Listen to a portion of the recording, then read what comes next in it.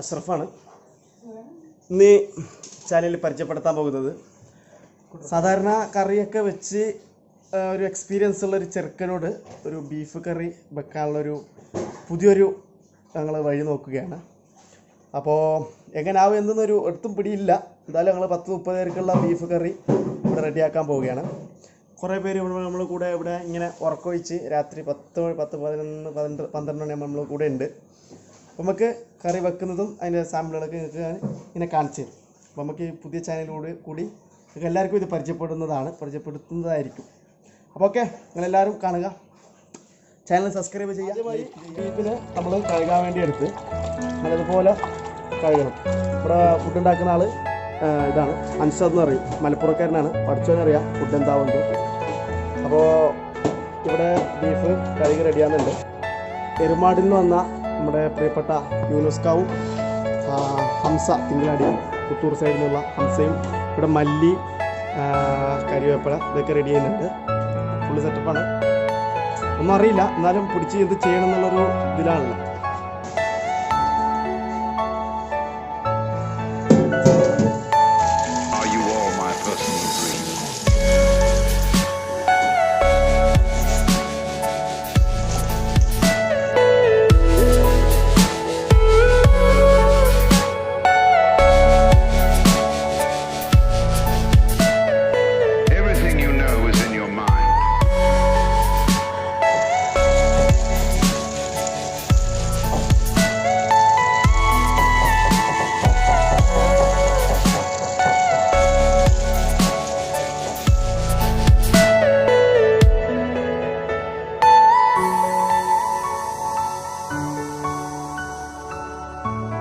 അടുത്തത് നമ്മളെ തക്കാളി കട്ടിങ്ങാണ്.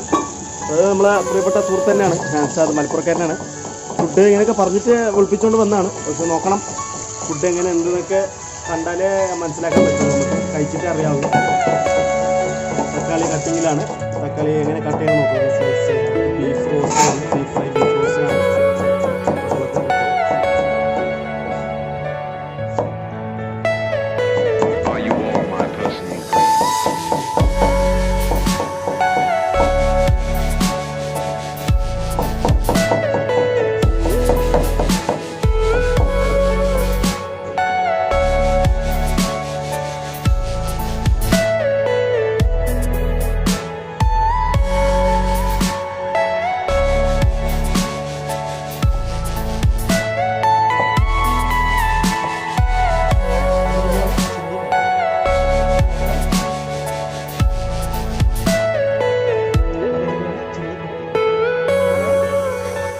പെപ്പർ പൊടിയില്ല, അതുകൊണ്ട് പൊടിയാക്കാൻ വേണ്ടി ഒന്നെടുക്കുക.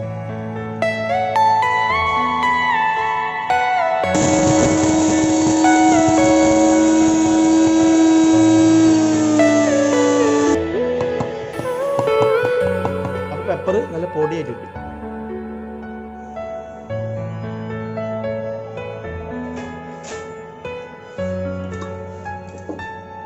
അങ്ങനെ കുക്കറിലേക്ക് ബീഫ് ഇട്ടു.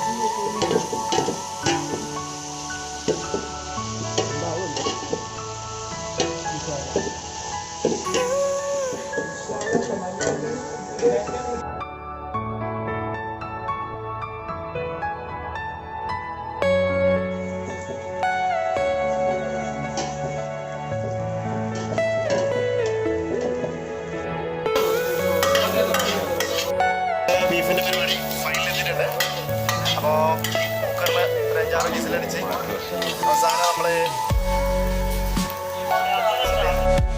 ആശയിൽ കാത്തിരിക്കുന്ന നമ്മുടെ പിള്ളേ എന്താവോ എന്തോ ചെറിയ സംശയങ്ങൾ തോന്നിക്കുന്നുണ്ട്.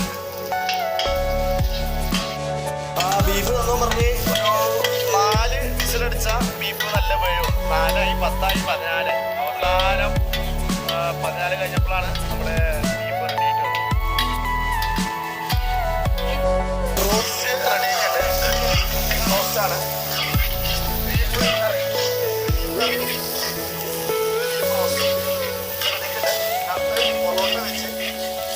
സെറ്റപ്പോട് കൂടി നമുക്ക് കഴിക്കുന്നതാണ്. അപ്പൊ ടേസ്റ്റ് കാര്യങ്ങളൊക്കെ പിന്നെ പറയാം.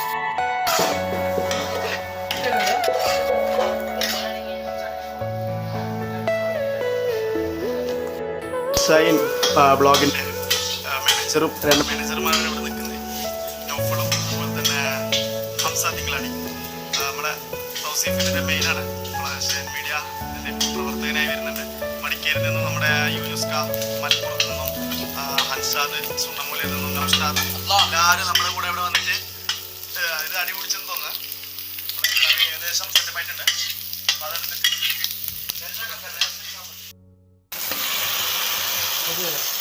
ലാസ്റ്റ് പ്രോസസ്സിംഗ് ആണ്.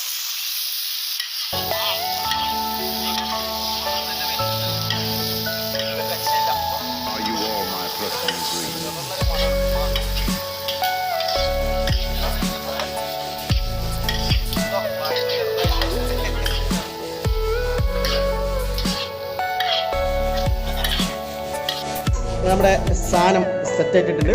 ബീഫ് കറിയും അതുപോലെ തന്നെ ബീഫ് റോസ്റ്റ്.